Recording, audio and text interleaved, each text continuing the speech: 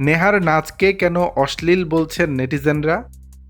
মঞ্চের সামনে অগণিত দর্শক, তাদের আনন্দ ধ্বনিতে মুখরিত চারপাশ। বাহারি আলোর দ্যুতিতে ঝলমলে মঞ্চে পারফর্ম করছেন বলিউডের আলোচিত গায়িকা নেহা কাক্কর।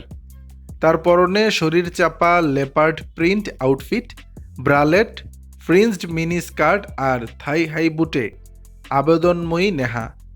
লম্বা ব্লন্ড ঢেউ খেলানো চুল ঝাঁকিয়ে গানের তালে শরীরী মুভে নেহা যেন স্পষ্টভাবেই পারফরমেন্সের মুড ঠিক করে দিচ্ছেন। গান আর নাচের ফাঁকে নেহা পানির বোতল তোলে নিজের বুকের উপর ঢালতে থাকেন। শরীর থেকে গড়িয়ে পড়ছে জল।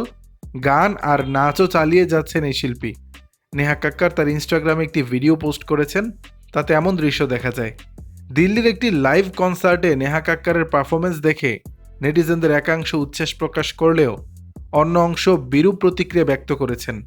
কেউ কেউ বলছেন অদম্য নেহা এনার্জি, কারো মতে মঞ্চে কি দাপট, আবার বুকের উপর জল ঢালার দৃশ্যটিকে কেউ কেউ অশ্লীল বলে মন্তব্য করেছেন। স্নেহা লেখেন নোংরা, অন্য একজন লেখেন কুৎসিত। কেউ কেউ তাকে বার ড্যান্সার বলেও মন্তব্য করেছেন। এখানেই শেষ নয়, প্রশ্নও ছড়ে দিয়ে একজন লেখেন সুরের রানী থেকে এরকম পর্যায়ে নেমে আসা। আবার একজন আক্ষেপ করে লেখেন একজন ভালো গায়িকা হিসেবে নিজের ব্যক্তিত্ব নিজেই নষ্ট করছেন নেহা। তবে এ নিয়ে কোনো প্রতিক্রিয়া জানাননি নেহা। আর এমন বিতর্ক নেহার কাছে নতুন কিছু নয়। 1988 সালের 6 জুন উত্তরপ্রদেশের ঋষিকেশে এক নিম্ন মধ্যবিত্ত পরিবারে জন্ম নেন নেহা কাক্কর।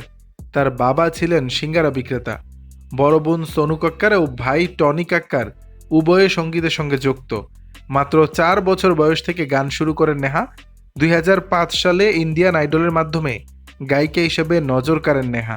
দর্শক, বিষয়টি নিয়ে আপনাদের মতামত জানাবেন নিচের কমেন্ট বক্সে।